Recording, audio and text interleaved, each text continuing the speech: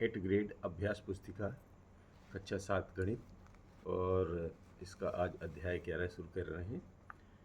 M705 का पाठ है ये, घातांक और घात। तो सबसे पहले इसको ये घातांक पढ़ लेना है और ये घातांक के नियम ये दिए गए इनको पढ़ लेना है और ये पूरा पन्ना अच्छे से देख के पढ़ लेना है। ये पेज नंबर 65 पर है, ठीक है। इसके बाद इसका अगला पेज है वो भी देख लीजिए, ये इसका अगला पेज है, तो इसको भी अच्छे से पढ़ लेना है। इसमें क्या दिया है व्यापक रूप से, मतलब कैसे लिखा जाता है ये। फिर इसके बाद जो है और ये मतलब इसके सारे वो सूत्र निकाल के दिखा रहे हैं। 1 की घात 0 का मान भी 1 होता है, ऐसा करके यहाँ तक पढ़ लेना है पूरा, ठीक है। फिर यहाँ पर बड़ी संख्याओं को मानक रूप में व्यक्त करना दिखाया गया है। अब आइए यहाँ पर प्रश्न क्रमांक 1 पर आते हैं कि प्रश्नों को पढ़कर दिए गए विकल्पों में से सही उत्तर चुनकर लिखिए एवं सामने दिए घेरे को भरिए। तो 5 की घात 7 में घातांक है। देखिए, जो नीचे जो ये लिखा रहता है उसे आधार बोलते हैं, जो ऊपर चढ़ा रहता है छोटे अक्षरों में वो घातांक कहलाता है। तो यहाँ पर क्या चढ़ा हुआ है 7, तो ये 7 इसका उत्तर है, यानी कि ये सी में है। कहाँ पर गोला लगाएंगे? सी में। फिर दूसरा प्रश्न है ऋण 1 की घात 32 का मान है।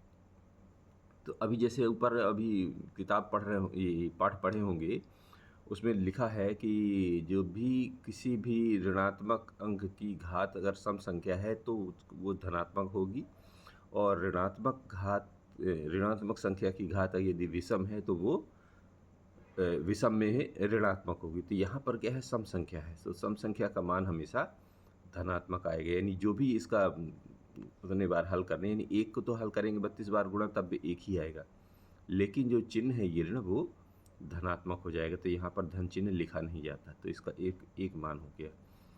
तो ये लिखा है डी पर, तो इसको जो है कहाँ पर लगा देना है गोला? डी पर। तीसरा प्रश्न ये कह रहे हैं कि 8 की घात 5 में आधार है। तो आधार क्या कहलाता है? जो सबसे नीचे रहता है उसके ऊपर जो बैठा रहता है उसे घातांक, और जो नीचे अंक लिखा रहता है उसे आधार कहते हैं। तो इसमें आधार क्या है? 8। तो ये कहाँ पर है? बी में। तो बी में गोला लगा लेना है। फिर इसी का लेते हैं हम प्रश्न क्रमांक 4। प्रश्न क्रमांक 4 में क्या दिया है कि निम्न में से 343 को 7 की घात के रूप में लिखेंगे। तो 7 की घात के रूप में लिखने के लिए इसको पहले हल किया जाता है। इसको 7 के फॉर्म में निकालेंगे तो ये 3 बार 7 का गुणे के रूप में आता है, यानी 7 तो आधार बनेगा और घात बनेगी 3, क्योंकि ये 7 का 3 बार गुणा, यानी 7 का घन लिखा हुआ है ना।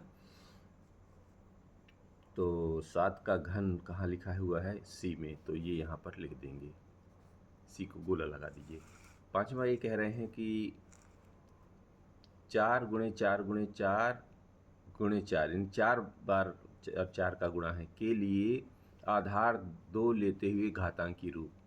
तो आधार 2 लेने के लिए ये तो बन जाएगा 2 की घात 2, 2 की घात 2, 2 की घात 2 और 2 की घात 2, यानी इसको अगर हम 2 लेते हैं तो ये 2 2 2 चढ़ जाएंगे सब में। तो ये 2 तो आधार बन जाएगा और वो 2 2 चढ़ा हुआ है, तो 2 2 4 2 6 2 8, सूत्र के आधार पर 2 की घात ये 8 चढ़ जाएगा। और ये लिखा हुआ है किसमें? देखिए ए में। ए में गोला लगा लेना है और इसको भर देना है। अब आइए हल करने वाले प्रश्न। 47,561 का प्रसारित रूप लिखिए। तो देखिए जी, जो ये अंक होते हैं इकाई, दहाई, सैकड़ा, हजार, 10,000, तो बस उन अंकों को लिखना है और उतने ही शून्य, मतलब उस अंक के जगह पर 1 और फिर जितने अंक बचते हैं उतना शून्य लगा देना। ऐसे करते हुए ये जो है इसमें 4 के साथ 1 का गुणा करके 1 2 3 4, 4 शून्य, 1 2 3 4 4, तो 4 शून्य हो गए। यहाँ पर देखिए, यहाँ पर 7, तो 7 में लगा के 1 2 3, तो 1 के आगे 3, ऐसे करते ही 5 सैकड़े में है तो 5 का सैकड़े बन गया। 6 दहाई पर है तो 6 का दहाई की जगह 1, और ये 1 जो है 1 माने 1 का इकाई की जगह 1 है। अब इसको प्रसारित रूप बना लिया, लेकिन ये घातांक का सवाल है, तो घातांक में बदलना है। यानी कि 4 तो लिख लिया और यहाँ 10 की घात कितने बना देंगे, 1 2 3 4, जितने शून्य रहते हैं उतना घात चढ़ा दिया जाता है। तो ये बन जाएगा 4 गुणे 10 की घात 4। यहाँ पर 7 लिखा और इसका कैसे बनाएंगे, ये 1 के आगे 3 शून्य है तो लिखेंगे हम 10 और उतने ही शून्य जितने हैं उतने घात चढ़ा देते हैं। यहाँ पर 5 लिखा और 10 की घात 2 बना दिया। इसको लिखा 6 और 10 की घात, चूँकि एक ही शून्य तो 1 बन गया। यहाँ पर क्या करोगे, चूँकि 1 तो लिखा है ये और 1, इसको कैसे अभी पीछे अभी नियमों में पढ़ा है कि किसी भी संख्या की घात यदि शून्य है तो उसका मान 1 होता है। अब चूँकि घातांकों के रूप में लिखना है इसको प्रसारित रूप, तो इस 1 को हम लिखेंगे 10 की घात 0, क्योंकि इसका मान 1 होता है। और यहाँ तो बाकी दिए हुए हैं और बस इनको धन लगा के लिख देना है। तो ये इसका प्रसारित रूप और घातांकीय प्रसारित रूप हो जाएगा। ठीक है, इसमें देखिए 256 को घातांकीय के रूप में लिखिए। अब 256 ये रहा, तो इसको क्या किया जाए, पहले अभाज्य गुणनखंड निकाल लीजिए। तो ये अभाज्य गुणनखंड निकाल लिए तो कितने बार आए हैं, 1 2 3 4 5 6 7 8। तो ये 2 के रूप में 8 बार टूटा है, यानी गुणनखंड निकले हैं। तो 2 तो है, ठीक है 2, और कितने बार हैं, 8 बार। तो जितने बार आते हैं उसको घात में लगा देते हैं, यानी 256 का घातांकी रूप हो जाएगा 2 की घात 8। यहाँ पर देखिए 8 की घात 5 में भाग देना है 8 की घात 5 का। ठीक है, तो ये वही लिख दीजिए, 8 की घात 5 भागे 8 की घात 5।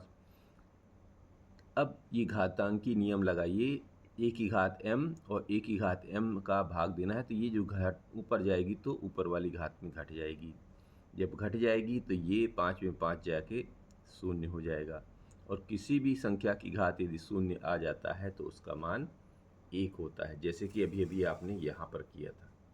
ठीक है, बिल्कुल वही करना था यहाँ भी। तो इसका मान आ गया 1। अब ये जो एक संख्या लिखी हुई है को मानक रूप में लिखिए।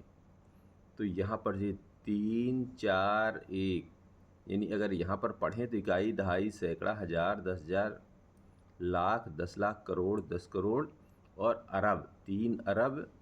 ये चूँकि ये 3-3 अंकों में लिखा है, देखिए 3-3 डॉट, ये अंतर्राष्ट्रीय पद्धति पे लिखा है। तो 1 10 100, फिर है ना 1 10 100, 1000, 10,000, 100,000, 1 मिलियन, 10 मिलियन, 100 मिलियन, और मिलियन के बाद आता है बिलियन, 3 बिलियन 410 मिलियन, ऐसा लिखा हुआ है ये। ठीक है, तो इसको मानक रूप में लिखना है। मानक रूप क्या होता है जी, मानक रूप ये होता है कि ये जो शुरू के अंक हैं इसमें एक अंक को छोड़ के बाकी में दशमलव लगा दिया जाता है। ठीक है, तो दशमलव लगाने के बाद ये देखा जाता है कहाँ से दशमलव कितने अंकों पर लगा है, उतने को 10 का घात बना, आधार बना के घात चढ़ाना पड़ता है। तो यहाँ पर देखिए 3 के बाद यहाँ जितने अंक है तो 0.41 तक तो लिख लिया। अब 0 की कोई वैल्यू नहीं लिखी जाती, लेकिन यहाँ पर 10 की घात चढ़ाने के लिए गिन लीजिए, 3 3 6 3 9, यानी 10 की घात 9 चढ़ाना पड़ता है। इस प्रकार ये मानक रूप लिखना पड़ता है। अर्थात शुरू के अंक लेने हैं, उस पे पहले एक अंक छोड़ के दशमलव लगाना है, फिर जितने अंक दशमलव के बाद लगाए हैं आपने उतने अंकों को 10 की घात 9 के रूप में लिख देना है। मतलब 10 की घात 9 या यहाँ जितने भी अंक आएंगे वो लिख देना है, 10 की घात में चढ़ा के लिखना है। ठीक है, यहाँ पर 9 अंक थे तो यहाँ पर 10 की घात 9 चढ़ाया गया। क्लियर, आगे आते हैं। अब आइए ये प्रश्न क्रमांक 9, 7 की घातें 2 और उसकी घात 3 को सरल कीजिए, अपने उत्तर को घातांकी रूप में लिखिए। तो देखो जी यहाँ पे एक सूत्र लगेगा, ये तो वही है 7 की घात 2 घातें, a की घात m और उसकी घात n है, तो उसका मान हो जाता है, आधार वही रहता है, घातों को गुणा हो जाता है, mn हो जाता है। यहाँ पर भी वही करना पड़ेगा, 7 की घात 2 की घात 3 था तो 2 और 3 का गुणा कर दीजिए, तो 7 की घात 6, और किस में लिखना है? घातांक के रूप में, तो यही घातांक की रूप है। आधार 7 घात 6 यानी 7 की घात 6। चलिए 10वां लेते हैं। 10वां ये कह रहे हैं कि सरल कीजिए और उत्तर को घातांक के रूप में लिखिए। ठीक है जी। तो 2 की घाते 3 और उसकी घाते 3, फिर 3 की घाते 9 और 5 की घाते 9, इन सब का गुणा है। तो जैसे अभी अभी पिछले सूत्र में लगाया था a की घात m की घात n, तो a की घात mn हो जाएगा। यहाँ पर वही सूत्र लगेगा। ठीक है। एक सूत्र और लगेगा, जब दो आधार सबके अलग अलग हों तो और घातें सबकी एक जैसी हों तो आधार का गुणा हो जाता है, घात वही रहती है। तो इन दोनों सूत्रों का यहाँ पर इस्तेमाल करते हैं। यहाँ पर कौन सा लग गया? ये वाला। तो ये बन गया 2 की घात 3 गुणे 3। इन पर कोई चेंजेज नहीं क्योंकि सब अभाज्य संख्या के रूप में है। घात अब कितनी निकल आई? 2 की घात 9, 3 की घात 9, 5 की घात 9। तो ये सूत्र आ गया। आधार अलग अलग, घातें समान, तो इन आधारों का एक साथ गुणा कर लीजिए, घात वही रहेगी। तो 2 3 6 5 30 यानी 30 की घाते 9, ये इसका घातांकी रूप हो गया। अब आ जाते हैं प्रश्न क्रमांक 11। 11 कह रहे हैं 128 गुणे 81 को केवल अभाज्य गुणनखंड की घातों के गुणनफल के रूप में लिखिए। तो 128 ये है अभाज्य गुणन, तो गुणे 81, तो ये 128 का अभाज्य गुणनखंड निकाल लीजिए, यहाँ पर 81 का अभाज्य गुणनखंड निकालिए। ये 2 के रूप में टूटा है, ये 3 के रूप में, और ये कितने हैं? 1 2 3 4 5 6 7, तो यहाँ पर वो लिख दिया। और 81 कितने में टूटा था? 1 2 3 4, टूटा माने खंड, गुणनखंड, और वो कौन से? अभाज्य गुणनखंड में निकालना पड़ता है। तो ये 3 की घात 4, क्योंकि 4 बार आया था, और यह है। अब इसको फिर से लिख लेते हैं। 128 गुणे 81, तो इसका जो मान आया था यहाँ रख देते हैं, इसका जो मान आया था यहाँ पर रख देते हैं, और ये हमारा गुणनफल हो गया, घातांकीय। ठीक है जी। अब यहाँ पर देखिए 12वां, 7 की घाते 2 गुणे 3 और 7 की घाते 2 की घात 3 में कौन सा बड़ा है? तो दोनों को अलग अलग लिखते हैं और तुलना करते हैं कौन सा बड़ा छोटा निकलता है। चलो जी, सूत्रों का इस्तेमाल करना है। 7 की घाते 2 में गुणा है, तो 7 की घाते 2 का गुणा होता है 7 की घात 2 माने 49 में 3 का गुणा। इधर देखिए 7 की घाते 2 की घात 3 यानी 7 की घात 2 गुणे 3 सूत्र के आधार पर। ठीक है जी। ये बन गया 7 की घाते 6। इसका हल तो 147 हो गया। इसका हल निकालने के लिए 7 को कहीं रफ में 6 बार गुणा करिए तो ये संख्या आ जाएगी। जब ये संख्या आ जाएगी तो आप देख सकते हो कि ये और ये में कौन सी छोटी कौन सी बड़ी है। जाहिर है ये तो बड़ी है और ये छोटी है, तो वहाँ क्या पूछ रहे हैं? इन दोनों में से कौन सा बड़ा है, और ये किससे निकला है? इसी संख्या से। तो जो संख्या बड़ी है वहाँ लिख दीजिए कि ये संख्या इससे बड़ी है। तो कौन सा बड़ा है? 7 की घाते 2 और उसकी घाते 3 बड़ा है। क्योंकि तुलना इससे हुई थी तो ये भी लिख सकते हैं, नहीं तो केवल इतना भर लिख के छोड़ दीजिए, ना भी लिखेंगे तो कोई दिक्कत नहीं। अब इधर आ जाइए प्रश्न क्रमांक 13। 13 ये कह रहे हैं कि सूर्य और शनि के बीच की दूरी, देखिए भी ग्रहों की बात होने लगी। ठीक है जी, ग्रहों की बात आप भी कर लीजिए। तो सूर्य और शनि के बीच की दूरी 1.4335। ध्यान रखना है दशमलव के बाद के जितने अंक होते हैं वो एक एक करके पढ़ना है। ऐसा नहीं पढ़ देना 1.4335, ऐसे नहीं पढ़ना।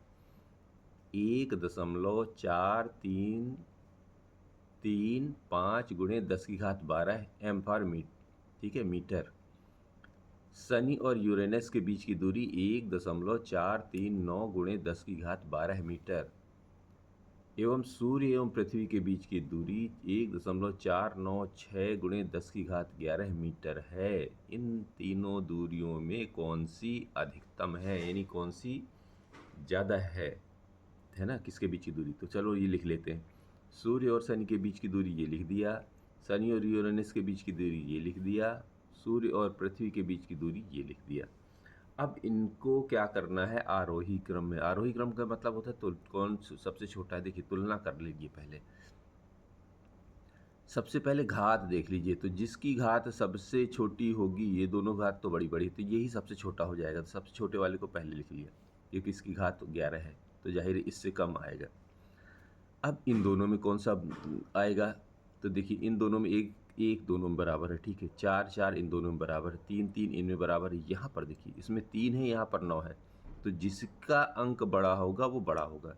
तो इसका अंक कितना है, 4 3 9, फिर इसमें 5 है, तो 3 की जगह यहाँ पर 9 है, तो ये वाला बड़ा हो जाएगा। तो यही वाले को लिख देना है पहले, और इस वाले को फिर सॉरी छोटे बढ़ते क्रम में लिखना है। तो छोटा ये हो गया, ये बड़ा है, तो सबसे बड़े को लास्ट में लिखना है और ये छोटे वाले को बीच में लिख देना। तो पूछ क्या रहा है, इन तीनों दूरियों में अधिकतम, अधिकतम माने सब जो सबसे दूर होगा, तो ये सबसे दूर था चूंकि बढ़ते क्रम में रखा था, आरोही क्रम में। तो शनि और यूरेनस के ये कहाँ पर है, ये है निकला इस वाले से, शनि और यूरेनस के बीच की दूरी। तो यही आंसर में लिखना है, शनि और यूरेनस के बीच की दूरी अधिकतम है। अब 14वां भी देख लो। 14वां ये कह रहे हैं कि 3 की घात 0 में भाग देना है, 3 की घात 7 में भाग देना है 3 की घात 0 का, और गुणा कर देना है 3 की घात 5 का, और 6 की घात 2 गुणे 6 की घात 4 में भाग दे देना है 6 की घात 3 का। अब वो कह रहे हैं इनमें से किसका मान अधिक है, उनके बीच का अंतर ज्ञात कीजिए। तो दोनों को अलग अलग रख के पहले हल करते हैं, क्या चक्कर है। तो इसमें 3 की घात 7 और 3 की घात 0 में भाग देना है 3 की घात 0 का। तो 3 की घात 0 यानी किसी भी संख्या की घात 0 का मान होता है 1, तो ये तो बन गया जी 1, और 1 का किसी संख्या में भाग देने पे वही आएगा, तो ये गायब हो गया। तो 3 की घात 7 में गुणा कर दिया 3 की घात 5 का, इसको पहले हल कर देते हैं फिर इधर आते हैं। तो आधार 3 और घातें 7 और 5 जुड़ गया, तो 7 5 12, यानी इधर का मान आ गया 3 की घात 12। इधर देखिए 6 की घात 2 गुणे 6 की घात 4, तो आधार दोनों की 6, घातें आधार एक जैसे, घातें अलग अलग, तो घातें जुड़ जाएंगी, आधार वही रहेगा। तो 6 की घात 2 धन 4 में भाग हो गया है 6 की घात 3 का। अब 6 की घात 6, 6 की घात 3 का भाग दीजिए, तो ये ऊपर जाएगा तो 6 की घात 3 बन जाएगा। क्यों, क्योंकि जब नीचे की संख्या ऊपर की संख्या का घातांक जाता है तो घट जाता है। तो ये बन गया 6 की घात 3।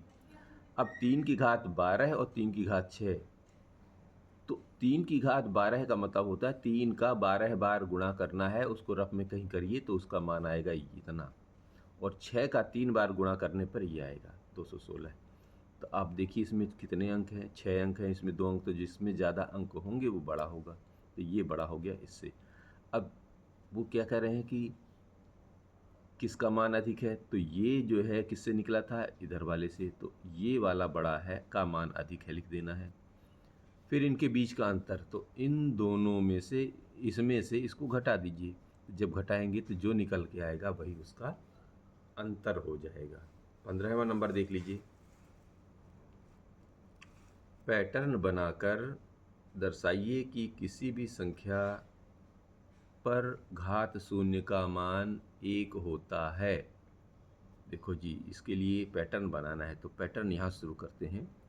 2 की घात 6 का मतलब होता है 64, तो 2 की घात 5 32, 2 की घात 4 का मान 16 है, 2 की घात 3 का मतलब 8, 2 की घात 4 का मतलब 4, 2 की घात 1 का मतलब 2, तो 2 की घात उसी क्रम में बढ़ाते चलेंगे। देखिए मतलब 2 एकम 2, 2 दूनी 4 ऐसे पढ़ सकते हैं। तो 2 एक पहले पूरा लिख लेते हैं फिर सब पढ़ समझाते हैं। तो 2 की घात 1 के बाद अब कहाँ आता है, 1 के बाद 0 ही तो आएगा, तो 1 के इधर आ गया 0, तो उसका मान आएगा 1, फिर 0 के नीचे आएंगे तो ऋणात्मक संख्या, तो यहाँ बच जाएगा ऋणात्मक संख्या। जब घात को इस रूप में लिखते हैं तो ये 1/2 में आ जाएगा, आधा। फिर 2 की घात ऋण 2, तो 1/4, 2 की घात ऋण 3, तो मतलब 2 की घात मतलब 8 तो बनेगा, लेकिन वो नीचे आ जाएगा। अब इसको समझ लीजिए क्या है, यहाँ से अगर ऊपर पढ़ेंगे, यहाँ से देखिए 2 की घात 1 का मतलब 2 एकम 2, 2 दूनी 4, 2 3 मतलब 2 की घात 3 का मतलब 2 का 3 बार गुणा 8, 2 का 4 बार गुणा 16। तो यहाँ से अगर इसको अभी ध्यान दें तो इधर देखेंगे 2 एकम 2, यानी 2 की घात ऋण 1 मतलब उसका आधा, तो वो जाएगा कहाँ से,